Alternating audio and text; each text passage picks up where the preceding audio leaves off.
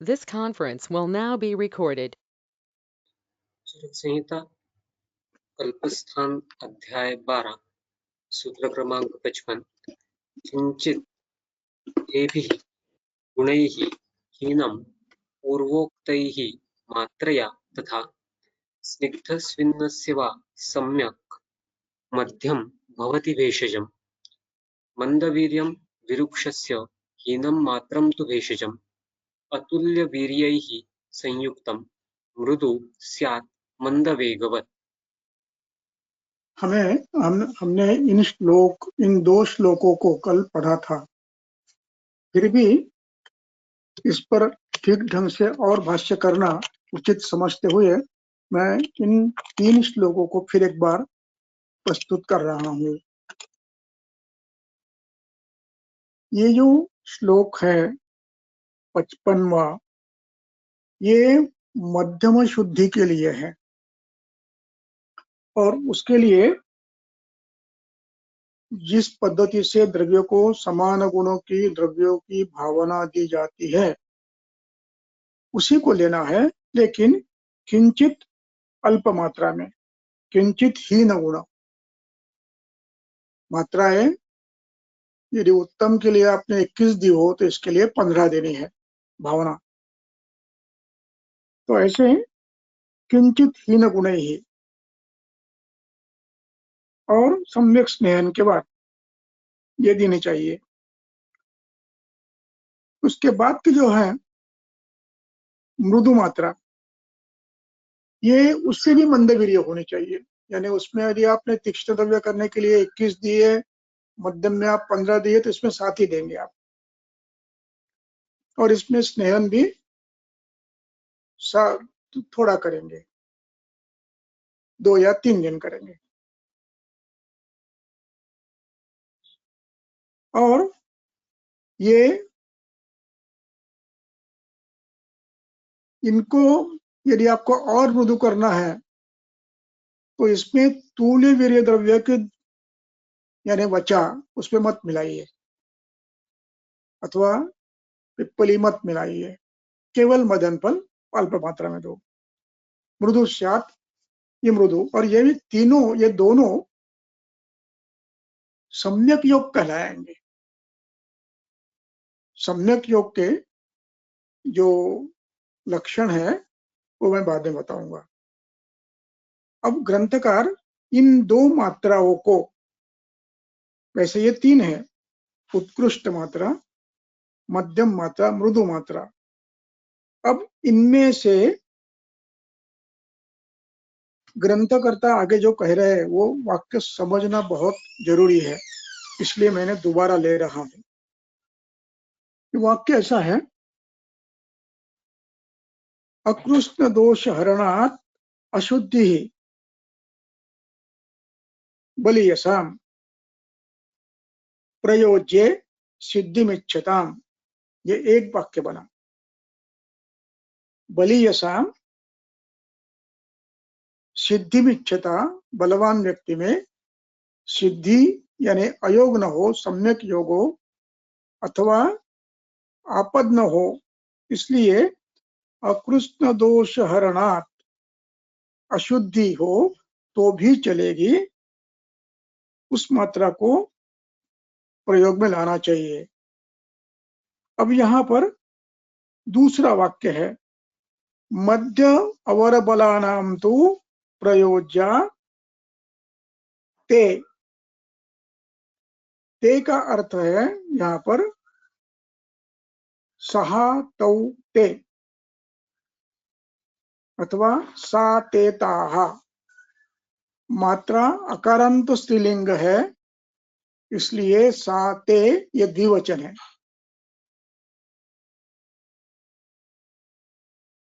सहा तौ ते ये पुल्लिंग है, उसमें भी ते आता है और वो बहुवचन में आता है। यहाँ मात्रा है, स्त्रीलिंगी है, इसलिए माला माले मालाहा, इस पद्धति से द्विवचन है। ते इति अंतिम 2 मध्य और मृदु,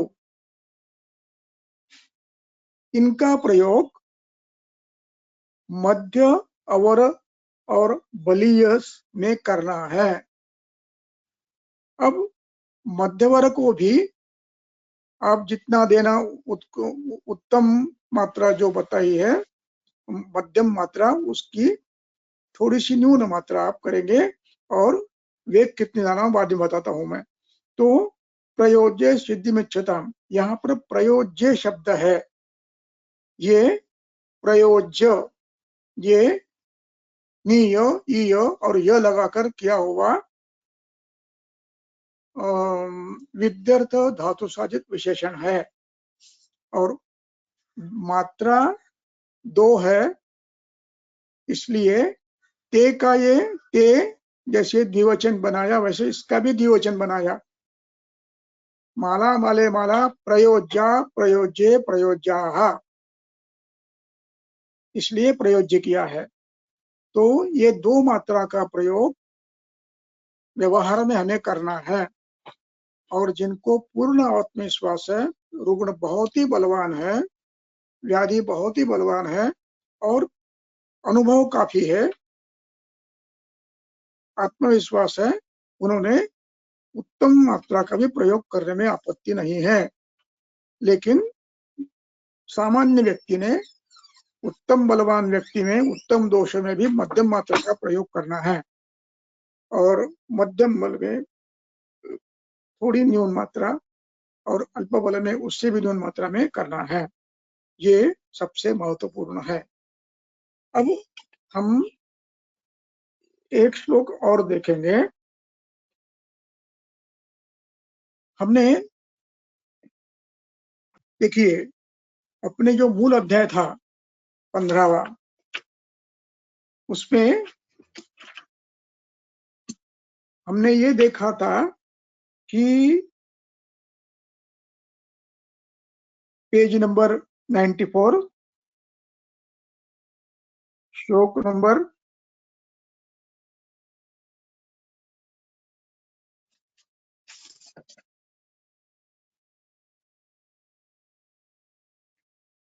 नंबर 13 के ऊपर से 6वीं लाइन, योगे न तु दोष प्रमाण विशेषे, सम्यक योग में भी दोष प्रमाण के आधार पर तीक्ष्ण, मृदु, मध्य विभागो ज्ञेयः। सम्यक योग में भी दोष प्रमाण इस प्रकार जानना चाहिए, तीक्ष्ण, मृदु और मध्य। अब हमें ये तीक्ष्ण शब्द का अभिप्राय यहाँ पर क्या है वो समझना है। यहाँ तीक्ष्ण शब्द से दोषों की उत्तम शुद्धि हुई है।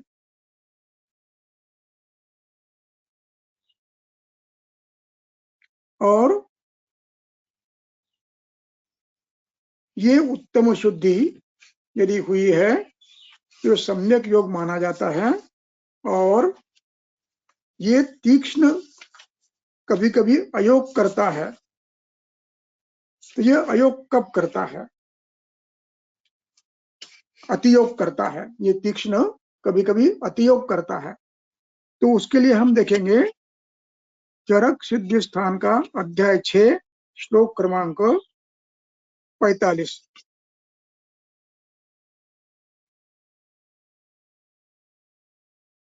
अब यहाँ तीक्ष्ण को अति शब्द लगा है। तीक्ष्ण होना ये प्रकृत है, सम्यक योग है। बलवान व्यक्ति में बलवान औषध, बलवान दोष, उत्तम ऋतु, तीक्ष्ण औषध दिया आपने, वो सम्यक योग माना जाता है। लेकिन यदि ये उत्तम तीक्ष्ण औषध दिया आपने और वो तीक्ष्ण के स्थान पर अति तीक्ष्ण बन गया, आपने दिया तीक्ष्ण के रूप में अथवा मध्य के रूप में अथवा मृदु के रूप में, लेकिन वो तीक्ष्ण से भी तीक्ष्ण हो गया, मध्य से भी तीक्ष्ण हो गया और अल्प बल के लिए जो आपने मात्रा दी है उससे भी वो अपेक्षा से वो तीक्ष्ण हो गया है।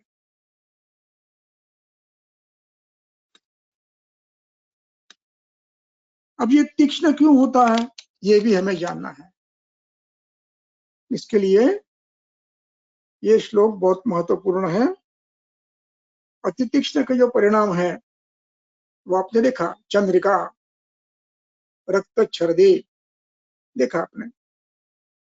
अब ये आपको ये बता रहे हैं तीक्ष्ण होता कब है, अति तीक्ष्ण कब बनता है। आपने दिया था तीक्ष्ण के रूप में, लेकिन वो गलती से अचानक तीक्ष्ण बन गया। आपने दिया मध्य, लेकिन वो मध्य के देते हुए भी मध्य की मात्रा के ऊपर चला गया।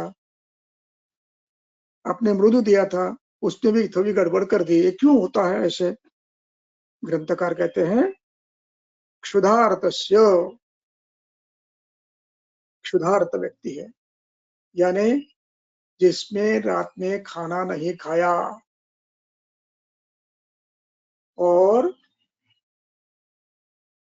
सुबह उसको भूख लगी थी और आपने उसको केवल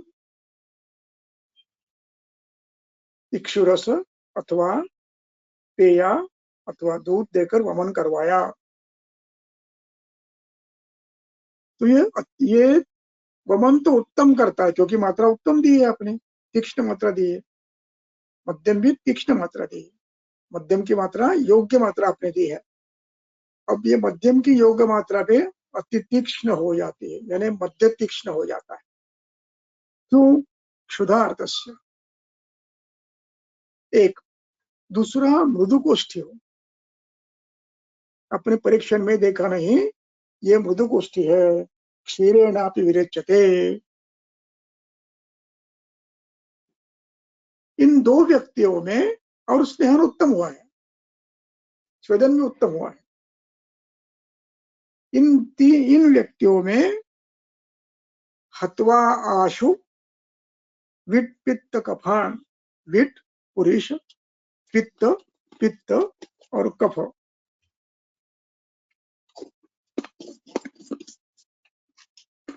इन सबको निकालते हुए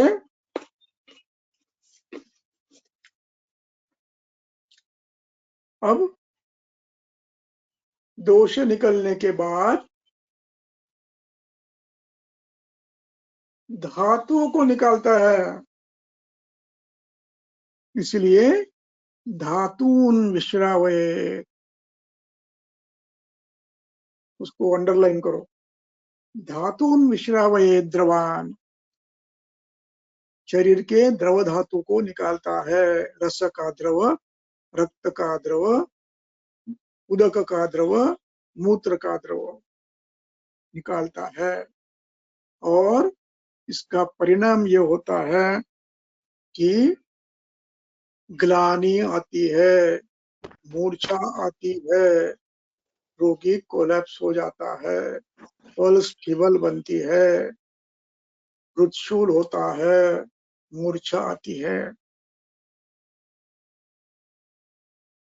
इसलिए बल क्षय होता है, स्वर क्षय होता है, कंठशोष होता है, भ्रम निर्माण होता है, तृष्णा आती है और हृदशूल भी होता है। रस रक्त के क्षय के लक्षण उत्पन्न होते हैं। रक्त क्षय में भी रुजा होती है, क्षय में भी रुद्र रुजा होती है। इसलिए परीक्षण करते समय रोगी क्षुधित नहीं था, लंघित नहीं था और मृदुकोष्ठी नहीं है, इस बात को हमें देखना है। अब हम आएंगे अपने मूल अध्याय पर। सूत्र स्थान 15।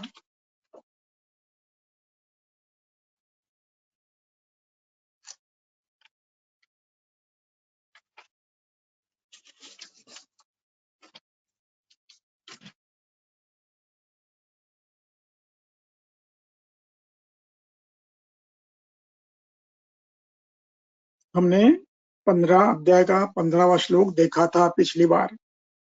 तो उसको दिन भर क्या करना है, जब तक संसर्जन क्रम चल रहा है, बल प्राप्ति न हो तब तक कैसे रहना है, ये उसमें बताया था।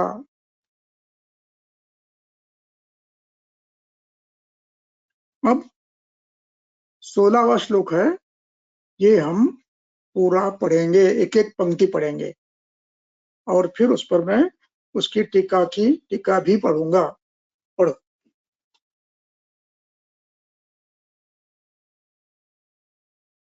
चरक सूत्रस्थान अध्याय 15 सूत्र क्रमांक 16 अथ एनम सायाह्ने परे वा अह्नि सुखोदकपरिषिक्तं पुराणानां लोहितशालितण्डुलानां अक्लिन्नां मण्डपूर्वां सुखोष्णां यवागुं पाययेत् अग्निबलम् अभिसमीक्ष्य। एवं द्वितीये तृतीये च अन्नकाले चतुर्थे तु अन्नकाले तथाविधानाम् एव शाली तण्डुलानाम् उत्स्विन्नां विलेपिम् उष्णोदक द्वितीयाम् लवणाम् अल्पस्नेहलवणां वा भोजयेत्।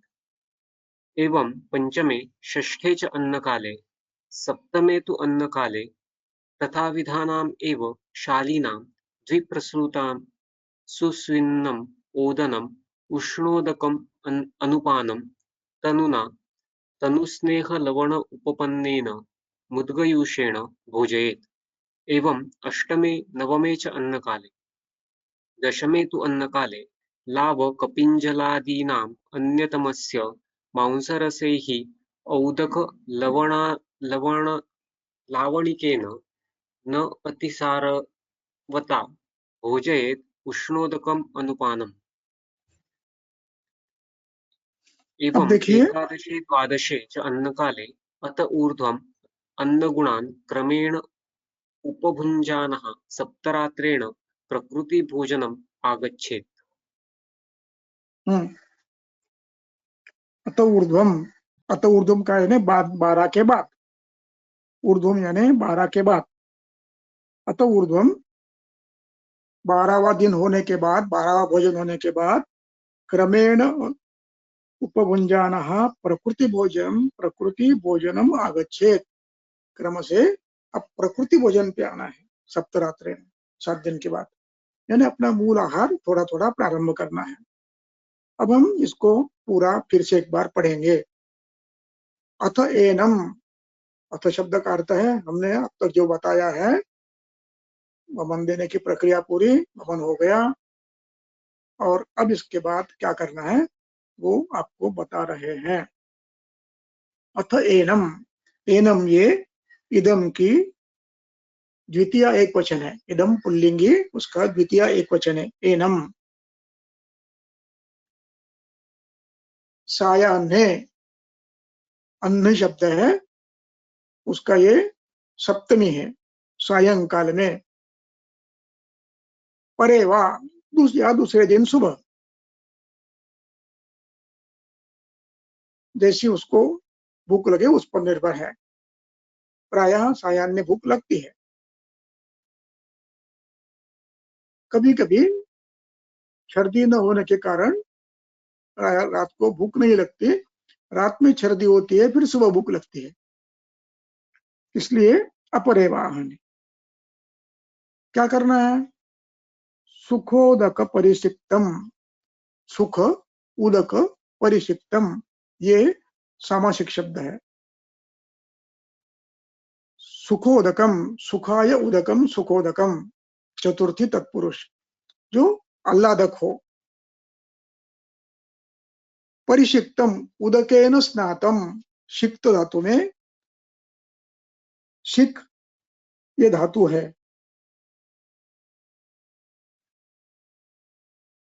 और सिच, सिच धातु है, छठवें गण का है, उसको परि उपसर्ग लगा है, और ये उसका सिक्त, ये पास्ट टेंस होता है। और इस सिक्त का कुछ अवस्थाओं में उसका प्रयोग स समय का स उसके स्थान पर षटकोण का श आ जाता है, इसलिए यहाँ पर परिषिक्त है। शब्द वही है, केवल व्याकरण के नियम से ये स का श बना है, इसलिए इसका अर्थ है स्नान डालना, साफ करना, पोंछ लेना अथवा स्नान करवाना, परिषिक्तम। फिर क्या करना है? परिषिक्तम, स्नान करवा लिया, ये एनम का विशेषण है। परिषिक्तम एनम, इसको, व्यक्ति को। अब अगला शब्द आता है लोह पुराणानाम, षष्ठी बहुवचन। लोहज तंडुलानाम, षष्ठी बहुवचन। रक्तशालिका बहुवचन। सुअवक्लिन्नाम, अच्छी तरह से धो लिए है आपने और अच्छा पकाया भी है। यहाँ अवक्लिन्न शब्द पाक के लिए भी आया है। अब इसके बाद मंडपूर्वाम सुखोष्णाम यवागुम पायेत। अब यहाँ पर शब्द आया है मंडपूर्वाम।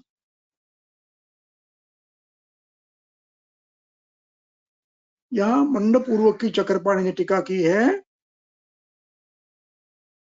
मंडपूर्वा इति मंडप प्रधानाः। यवागु देनी है, लेकिन मंडपूर्वा देनी है। अब प्रश्न ये आता है कि संसर्जन क्रम के रचना में पेयाम विलेपिम अकृतम कृतम च यूषम रसम, ऐसे वर्णन है।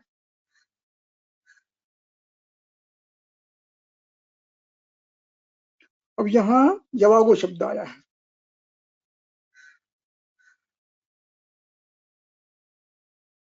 अब यहाँ यवागो शब्द ये इनके लिए आया है। किसके लिए? पेया विलेपी यवागो के लिए, इनको देना है। तो ये कैसी देना है यवागो? सुक्लिन्ना मंडपूर्वा सुखोष्णा यवागम पायेत। यवागु। अब यवागु शब्द का अर्थ है, पहले मंडप मंडाधिका पेया दीजिए, उसके बाद मंडाधिका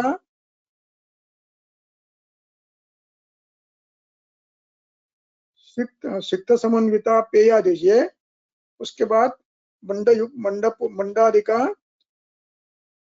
विलेपी दीजिए, विरल द्रवा,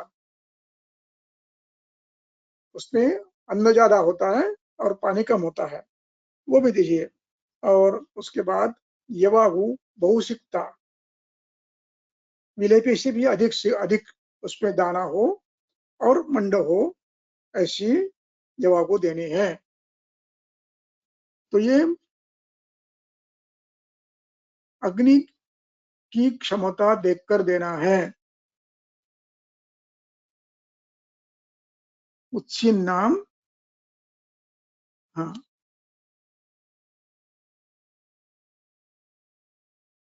एवं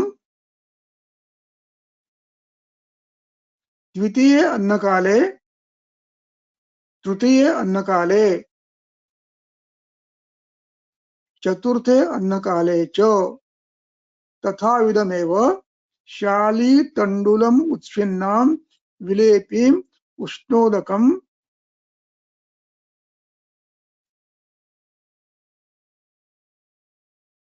फिर से पढ़ता हूँ। हाँ, एवं द्वितीय, पहले दिन आपने मंडपूर्वा मंडाधिका पेयादि, उसके बाद द्वितीय काल में भी वही किया आपने, द्वितीय तृतीय च अन्नकाले, यही किया आपने। अब चतुर्थ अन्न काल यानी आज सुबह दिया, आज सायंकाल को दिया, कल सुबह दिया और कल सायंकाल में दिया, ये 3 काल हो गए। अब अभी दूसरे दिन का यानी तीसरे दिन का चतुर्थ काल आ गया। चतुर्थ काल में उसी प्रकार लोहितशाली तंडुल की विलेपी दीजिए।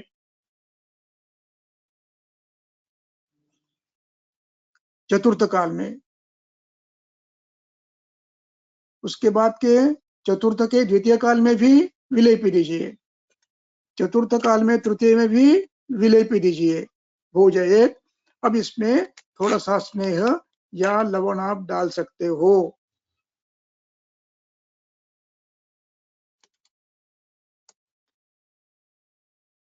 पंचमे षष्ठे च अन्न काले यानी चतुर्थ से विलेपी, पंचम में विलेपी, षष्ठ में विलेपी यानी तीसरे दिन का प्रातः काल का भोजन विलेपी में आ गया। उसके बाद अब सप्तम भोजन काल। सप्तम अन्न काले तो उसी प्रकार से तथा विधमेव पुराणानाम उत्स्विन्नानाम क्लिन्नाम मंडपूर्वाम शालीनाम विप्रसृतम। अब 2 प्रसृत स्विन्नाम विलेपीम उष्णोरकम सप्तमे अनकाले तथा शालीनाम प्रभुतिनाम सुस्विन्नम ओदनम उष्णोदक अनुपानम। ओदन देना है और उसमें थोड़ा सा स्नेह डालना है और ये मुद्गयुष के साथ देना है और ये 7वां, 8वां, 9वां 3 अन्न काल देना है। और फिर दशम काल में दशमे अन्न काले मांसरस के साथ ओदन देना है और ये मांसरस नाति सारवत हो, नाति घन हो। भोजयेत उष्णोदकानुपानम। रस मांसरस के साथ ओदन दो और अनुपान उष्ण काल दो और ये 10, 11 और 12 इस प्रकार 3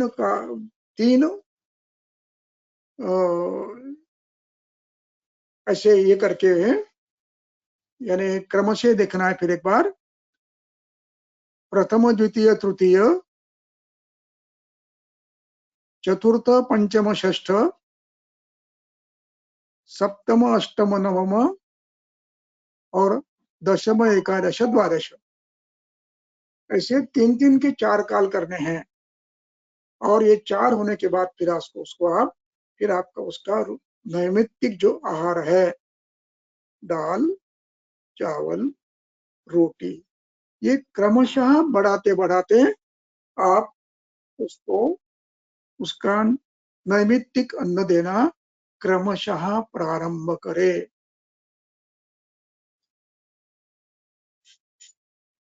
ये सबसे महत्वपूर्ण है।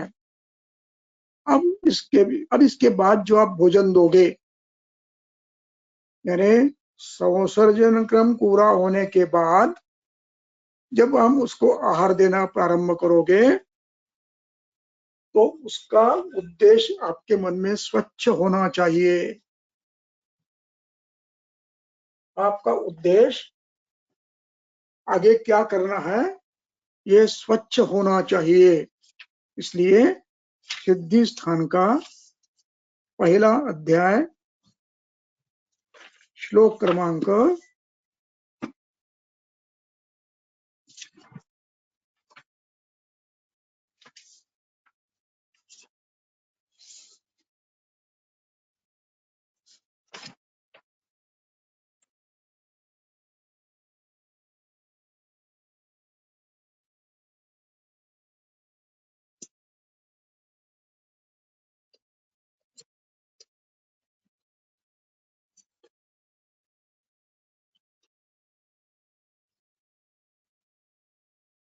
12, 13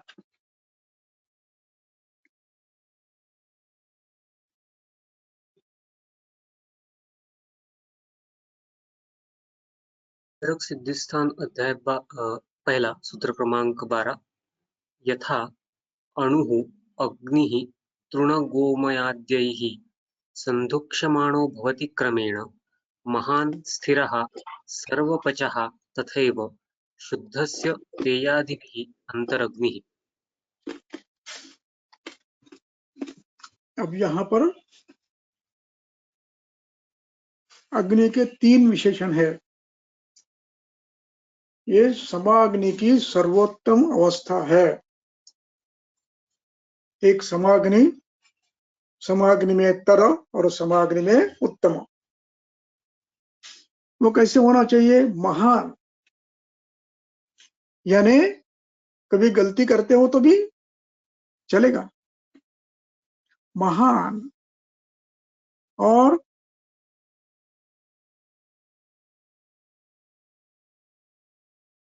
स्थिर।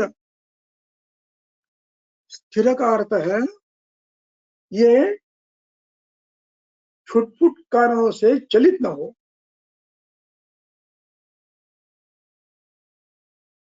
थोड़ा कुछ समय बदल गया, ऋतु व्यापत हो गई, बिगड़ गया, नहीं, ऐसा न हो।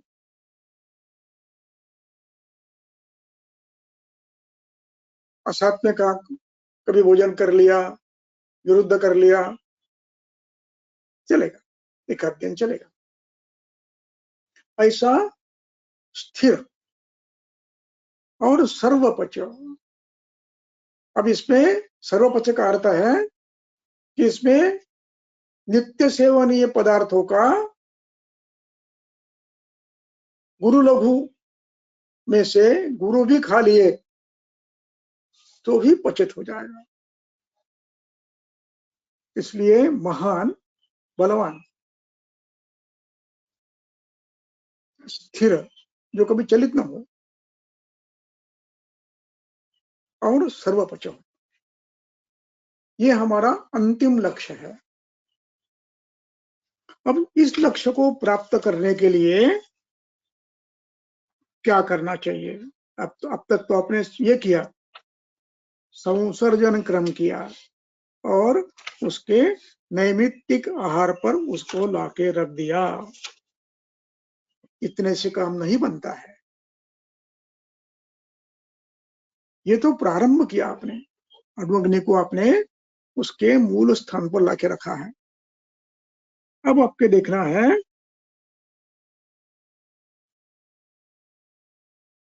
उसको अग्नि अच्छा करने के लिए क्या करना है।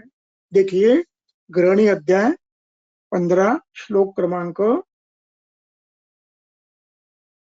212, 213, 214।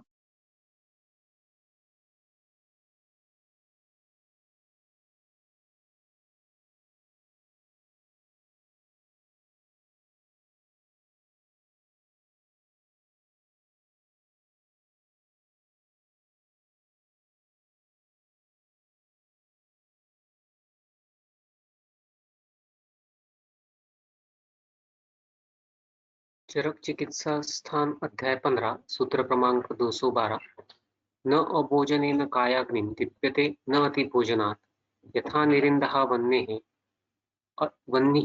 अल्पो वा अति ईन्धनावृतः स्नेह अन्न विधिभिः चित्रैः चूर्ण परिष्ट सुरासवैः सम्यक् प्रयुक्तैः भिषजा बलम् अग्नेः प्रवर्धते यथा हि सारदार्वाग्निः स्थिरः संतिष्ठते चिरम्। इसलिए अब सूचना देते हैं आपको, भोजन नहीं करने से अग्नि नहीं बढ़ता है, कम भोजन करने से अग्नि नहीं बढ़ता है, ज्यादा भोजन करने से भी अग्नि नहीं बढ़ता है।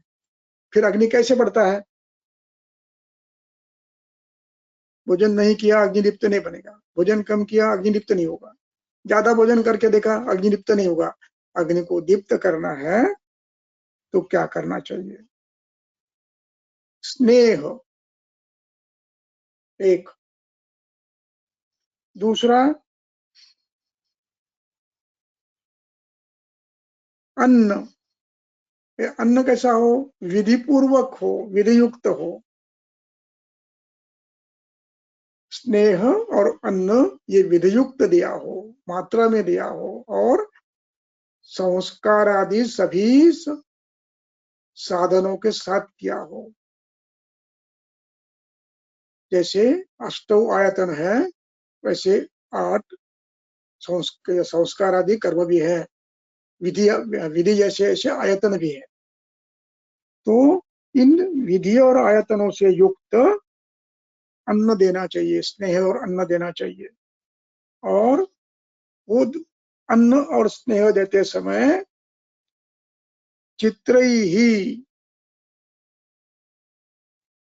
चूर्णैहि, चूर्णैहि, ये शब्द है। चित्रैहि चूर्णारिष्ट सुरासवैहि, तो चूर्ण, आसव, अरिष्ट, इनका ये चित्र ही ये उसका विशेषण है। चित्रैहि चूर्णैहि, चित्रैहि अरिष्टैहि, चित्रैहि सुरासवैहि, यानी ऋतुनुसार, दोष के अनुसार, अग्नि के अनुसार, काल के अनुसार भिन्न भिन्न चूर्ण, कभी हिंगवाष्टक, लवण भास्कर, अथवा अन्य कोई चूर्ण जो उस अध्याय में दिए हैं, अर्शे में दिए हैं, अतिसार में दिए हैं, ग्रहणी में दिए हैं,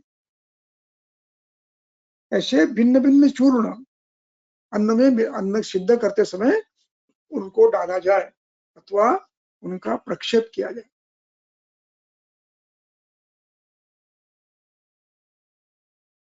और अनुपान रूप में या तो अरिष्ट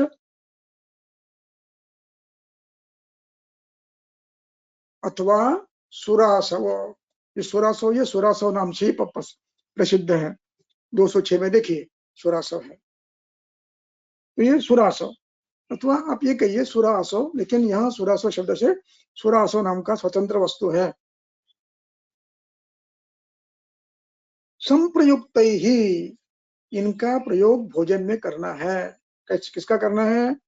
विधियुक्त अन्न, विधियुक्त स्नेह, स्नेह वियुक्त करने का अभिप्राय है न त्वामं प्रणयेत स्नेह, स्नेह सिद्ध होना चाहिए, उस पर अग्नि संस्कार होना चाहिए, और दोषानुसार औषधों का संस्कार भी होना चाहिए।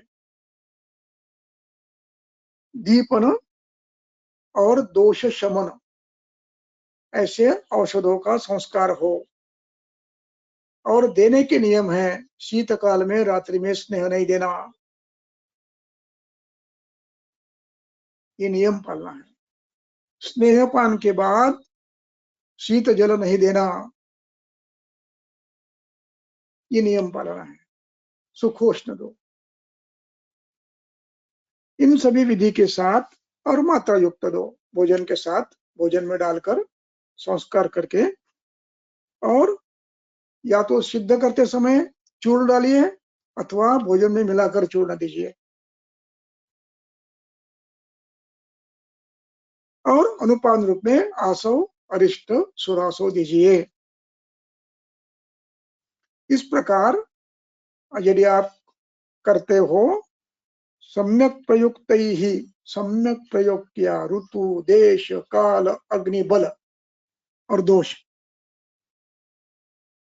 साथ में का अर्थ है ऋतुनुसार, ऋतु के विपरीत, दोष के विपरीत, अन्न के विपरीत।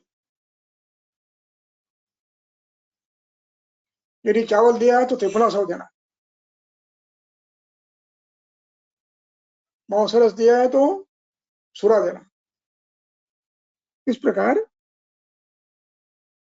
सम्यक प्रयुक्त ही तृतीया है। सम्यक और प्रयुक्त, यह सामासिक शब्द है। सम्यक मात्रया, सम्यक विधिना प्रयुक्त ही, सम्यक मात्रा और सम्यक विधि से यदि आप करते हो तो बलम अग्नेः प्रवर्धते, अब अग्नि का बल बढ़ा रहे हो। और इस प्रकार करने से स्थिरः संतिष्ठते चिरम, अग्नि कैसे होता है? स्थिर होता है और ये चिरकाल तक रहता है।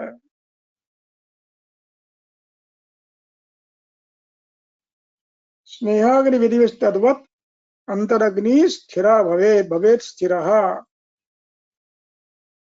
और स्थिर बनने के बाद हितम मितम और जीर्ण, हितकर आहार हो,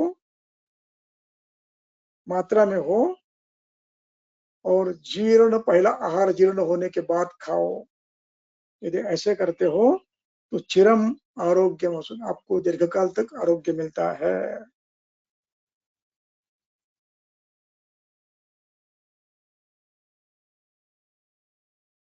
इस प्रकार अग्नि की चिकित्सा करते समय ये ध्यान रखे कि अग्नि दोबारा दुष्ट न हो, अमावस्था न आए, आवरण न हो, दोष वृद्धि न हो। इस प्रकार अवैषम्येन धातूनाम, दोष न बढ़े,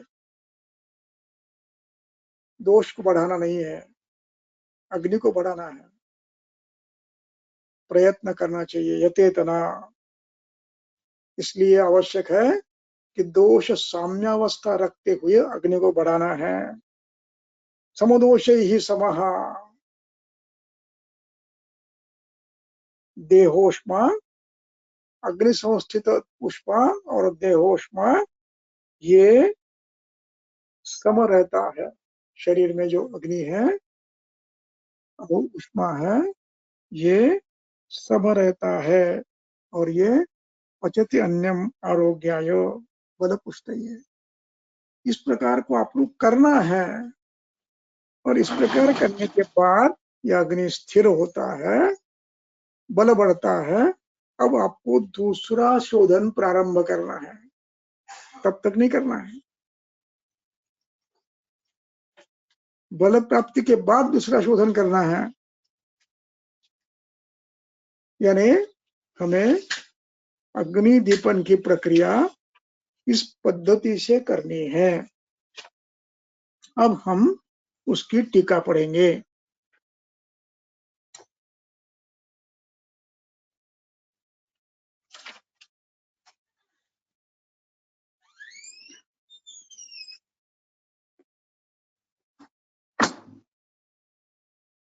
अपने मूल श्लोक की टीका पढ़ेंगे। अब हम टीका इसलिए पढ़ना है कि जो अर्थ हमने लगाया वो सही है या कहीं उसमें अंतर आ गया है, वो देखने के लिए। सायाह्न देखिए, इति आदौ हम्म सम्यक् अग्नि शुद्धि लक्षणभूते सायाह्ने हम्म किंचित् तु इसका अविशुद्धौ अपरे अन्निः। बस धीरे धीरे पढ़ो, एक एक बताता हूँ। सायाह्न शब्द का अभिप्राय क्या है? सम्यक शुद्धि के लक्षण उत्पन्न हुए हैं, ऐसा हुआ हो तो सायाह्न में दो। यदि सम्यक शुद्धि के लक्षण नहीं उत्पन्न हुए हैं तो रुक जाओ, अपरे अन्य दूसरे दिन दो, प्रारंभ करो। अब सिद्धि स्थान में इस विषय में कुछ कहा है। वमितम लंघयेत सम्यक, वमित को सम्यक लंघयेत, वमितम लंघयेत सम्यक जीर्ण लिंगानि लक्षयेत, लक्षयन अवेक्षयन, जीर्ण लिंगों को देखते देखते देखते हुए, यानी उस पर ध्यान रखो। वो उत्पन्न नहीं हुए अभी, ये देखना है वो उत्पन्न होते हैं कि नहीं। यहाँ लक्ष्य शब्द का अर्थ उनकी उत्पत्ति की ओर ध्यान दो, यह है। जो उत्पन्न हुए हैं उसको देखो या नहीं कह रहे। अशुद्धि है, लंघन दे रहे हैं, तो लंघन कब तक देना है? सम्यक शुद्धि के लक्षण उन्मन होने तक। उसके लिए लक्षेत शब्द है। सम्यक जीर्ण लिंगानि अवेक्षयन, देखते देखते देखते। लक्ष्यन ये वकाधावी है। लक्ष्यति, लक्ष्यन्ति, अंति निकाल दिया है, उसको अत प्रत्यय लगा है और गच्छत के समान चलाया है। गच्छन गच्छन्तो गच्छन्तः। तो सम्यक जीर्ण लिंगानि लक्षयन, देखते रहो उत्पन्न हो रहे क्या, देखते रहो उत्पन्न हो रहे क्या, तब तक लंघन देना है। तानि दृष्ट्वा, सम्यक लंघित के लक्षण हो गए हैं। यहाँ लंघन का अर्थ है भोजन नहीं देना, गर्म पानी देना, ऐसा ही है, कुछ देने का नहीं है, और केवल गर्म सुखोदक और विश्रांति, उपवास। तानि दृष्ट्वा, यानी अब लंघन लक्षण, यानी पेट हल्का हो गया है, शुद्धोदगार आ रहे हैं, मल साफ हो गया है, शरीर हल्का है, कहीं वेदना नहीं है, प्रसन्न चित्त है। अब आप पेयादिकम कुरुयात न तु लंघनम, अब उसको ज्यादा मत देर तक भूखा मत रखो। यानी वमन के बाद आपको सायान्य कहने का अभिप्राय, जब तक सम्यक लंघित लक्षण न हो जाए तब तक भोजन नहीं देना है। औषध का परिपूर्ण जीर्ण हो गया है, औषध पूर्ण जीर्ण हो गया है, ये देखना है। औषध जीर्ण के लक्षण उत्पन्न दिए हैं, वो बाद में पढ़ेंगे हम। वो जीर्ण होने के बाद ही आप भोजन प्रारंभ करेंगे, इसलिए सायान्य कहा है अथवा अपरे अन्य कहा है। इसके बाद मंडपूर्वा, मंडपूर्वा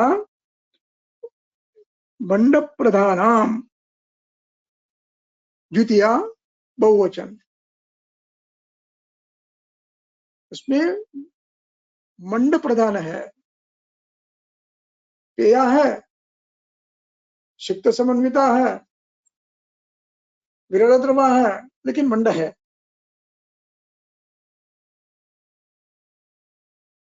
अयम, ये क्रम, इसके लिए अयम शब्द आया है। द्वादश काल निवर्तनीय, ये 12 काल तक करना है।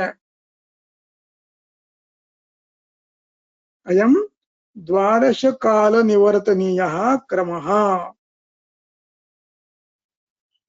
और ये द्वादश काल का प्रयोग जो है, ये प्रधान शुद्धि शुद्धे ज्ञेय, ये प्रधान शुद्धि वाले के लिए है,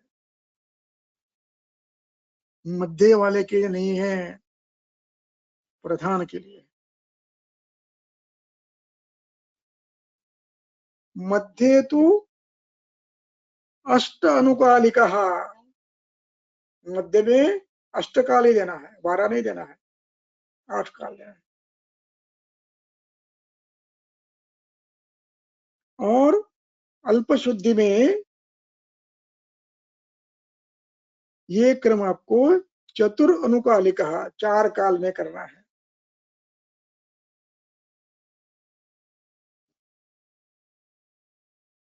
इस प्रकार अब इसका संदर्भ चरक सिद्धिस्थान अध्याय 1 देखिए, निकालिए।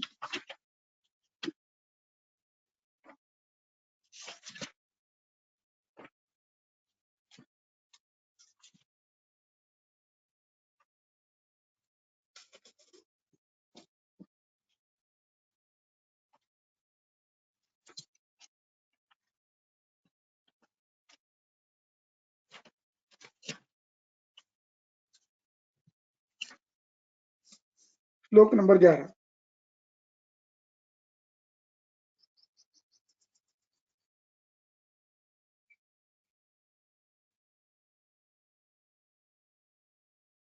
तरफ सिद्धिस्थान अध्याय 1 सूत्र क्रमांक 11 पेया विलेपिम अकृतम कृतम च युषम रसम द्विहि अथ एकशश्च क्रमेण सेवेत विशुद्ध कायः प्रधान मध्य और शुद्धि शुद्ध। शुद्धा। अब यहाँ पर यूषम रसम यहां से प्रारंभ करेंगे।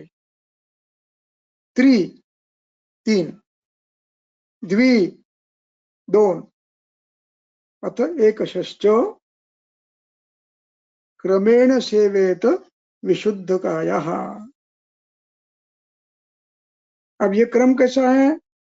नीचे देखिए, प्रधान के लिए 3-3 का, मध्य के लिए 2-2 दिन का और अवर के लिए 1-1 भोजन का।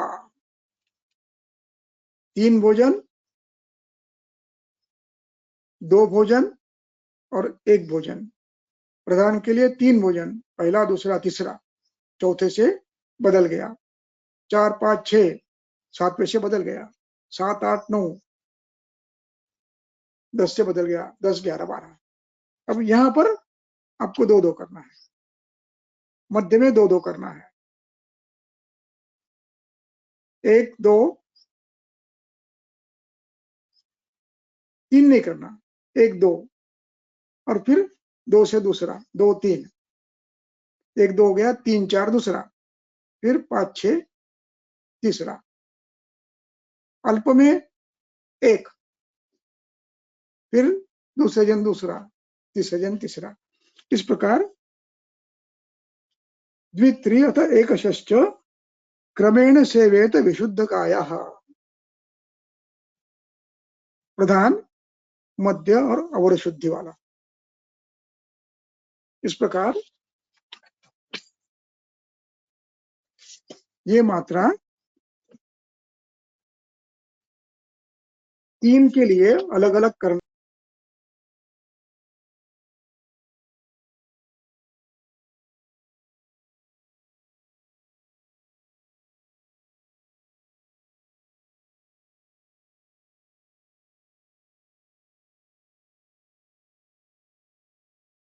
सर आपका माइक म्यूट हो गया है।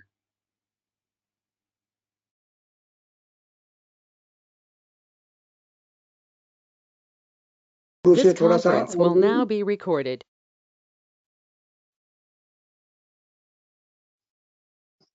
काय झालं? मध्ये 1 मिनिट माइक बंद झाला होता थोडा कोणाचा? तुमचा माझा नाही ना बंद? हं? तुमचा हा आता सुरू आहे। हाँ चला।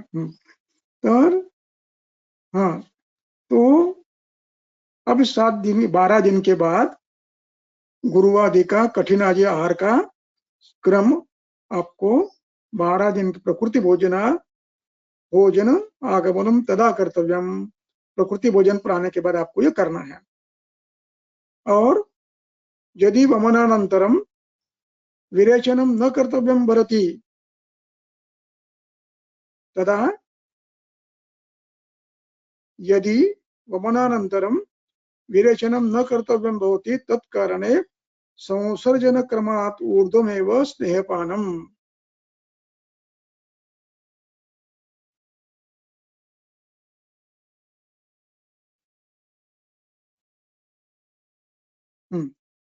ये जो क्रम बताया है थोड़ा सा संभ्रम उत्पन्न करता है, फिर भी पढ़ेंगे हम। चक्रपाणी कह रहे हैं प्रकृति भोजन के बाद आपको गुरुवादि भोजन का अग्नि स्थिर करने के लिए प्रयास करना है। एतच्च संसर्जन क्रमात् ऊर्ध्वम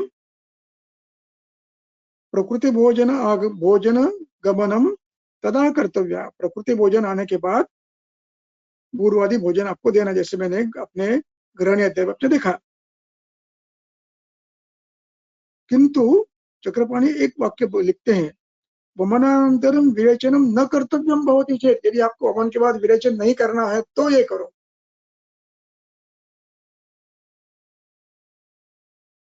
वमन के बाद यदि आपको विरेचन नहीं करना है तो फिर आप अग्नि को महान स्थिर करने का प्रयास करो।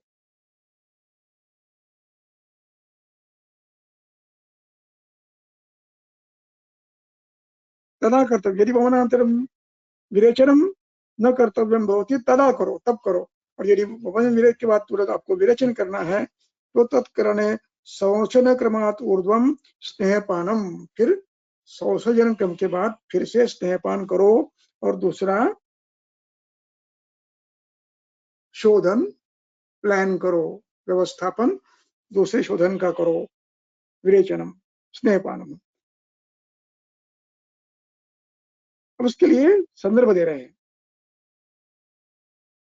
तत्करणे संसर्जन क्रमात् ऊर्ध्वम स्नेहपानम। यदि आपको फिर विरेचन किया करना है तो संसर्जन क्रम समाप्त होने के बाद आप स्नेहन प्रारंभ करो। उसके लिए संदर्भ दे रहे हैं, संसुष्ट भक्तम नवमे निसर्पि,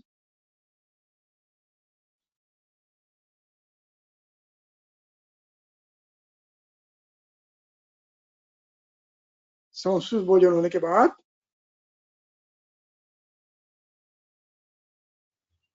द्वादश अन्न काल के बाद ये 7 दिन में पूरे होते हैं, तो 2 दिन उसको आप भोजन दो, 2 दिन पूरा भोजन दो। अग्नि स्थिर करने के प्रयास में मत जाओ, पूरा भोजन करके बल प्राप्ति करा लो।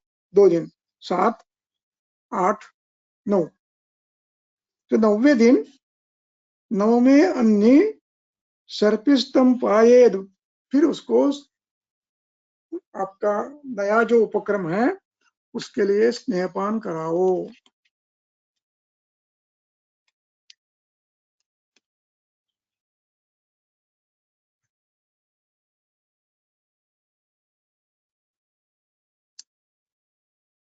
फिर स्नेहपान कराओ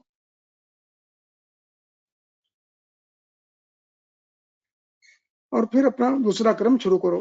वैसे ही सुश्रुते अपि उक्तम पक्षात विरेको वंतस्य। देखिए, सुश्रुत ने एक पक्ष यानी 15 दिन का विश्राम दिया है, 15 दिन तक रुकने के लिए कहा है। यदि संसर्जन क्रमम तथा अनुगुणाभ्यासं च कृत्वा स्नेह क्रियते तदा पक्षात् विरेचनम विरेको वान्तस्य न स्यात्।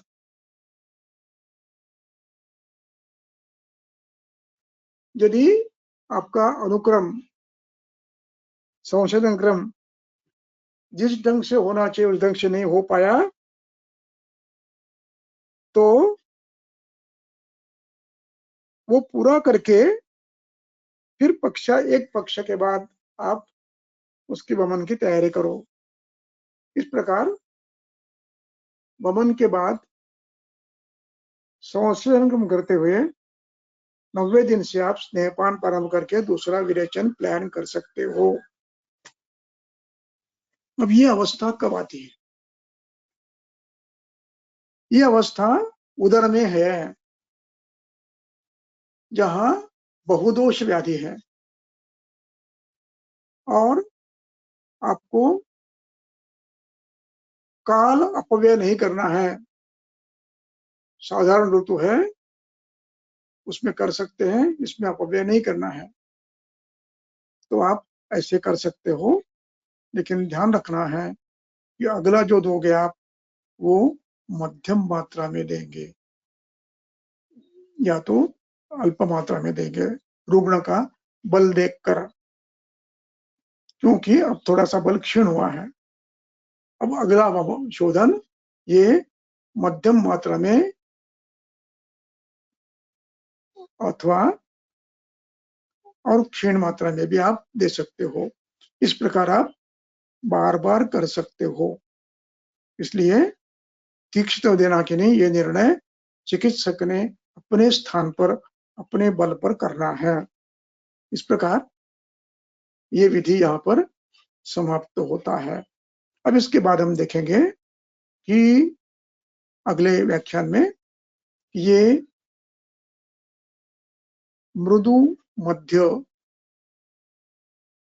और ह्रस्व, तीक्ष्ण, मध्य और अल्प, इनके लक्षण क्या होते हैं, अंतिकी, वैगिकी, मानकी और लैंगिकी, ये अगले अध्याय में, अगले व्याख्यान में देखेंगे। यहाँ पर ये विषय समाप्त करता हूँ। कुछ प्रश्न है तो आप पूछ सकते हो। एक प्रश्न ऐसा था कि एक ही दिन में 3-4 अन्नकाल हो सकते हैं क्या? किसमें? कोणामध्ये? एक ही दिन में हाँ? 3-4 अन्नकाल हो सकते हैं क्या? तीसरे में? एकाच दिवशी 3-4 अन्नकाळ असू शकतात का? नहीं नहीं नहीं, एका दिवशी नहीं, सुबह शाम इसी क्रम से करना है।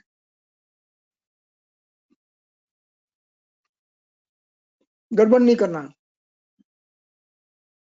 आहार की मात्रा सम्यक जीर्ण हो और मात्रा इतनी कम न हो कि बल प्राप्ति 12 दिन में न हो। इसलिए कम कम करके जल्दी जल्दी नहीं करना है। पूरी योग्य मात्रा देनी है, वो जीर्ण होने की राह देखनी है, फिर पूर्ण मात्रा देनी है, फिर जीर्ण होने की राह देना है। ऐसे करते करते 12 दिन में बल प्राप्ति आनी चाहिए। बहुत बार ऐसे देखा गया है कि संसर्जन क्रम करते समय रुग्णों को बीच में ही फिर से एक बार भूख लग जाती है। वो आप पहले कम देते हो, इसलिए तो पहला ही जो तैयारी क्रम देना है वो थोड़ा सा एक आध घंटा 2 घंटा जल्दी हो सकता है, ये कर सकते हो आप। और यदि ऐसा फिर होता है तो फिर लाजा वगैरह ऐसे आप दे सकते हो, जो लघुत्तम है, लाजमंड है, सत्तु है, वो दे सकते हो, सद्य संतर्पण दे सकते हो। लाजमंड, मंथ, ये दे सकते हो आप। सत्तू, लाडे सत्तू या वो सत्तू, ऐसे आप थोड़ा सा बीच पे लगे तो दे सकते हो, या तो लाही खाने को दे सकते हो, या तो मंथ दे सकते हो, पतला भोजन नहीं देना।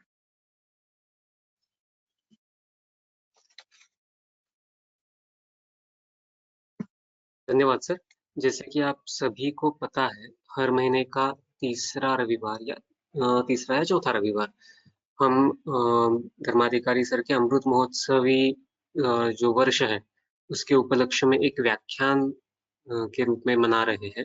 तो कल वो व्याख्यान हमारा 4 बजे होने वाला है, इसलिए कल सुबह हम हमारे इस व्याख्यान को विश्रांति देंगे और सर से बात करके हम अगले वीक में अगर समझो एडिशनल लेक्चर पॉसिबल होता है तो एडिशनल, या फिर अगले शनिवार को नेक्स्ट लेक्चर कंडक्ट करेंगे। लेकिन कल दोपहर में 4 बजे हमारा व्याख्यान रहने वाला है। तो आप सभी लोगों से निवेदन है, आप ज्यादा से ज्यादा उसमें सम्मिलित हो जाए।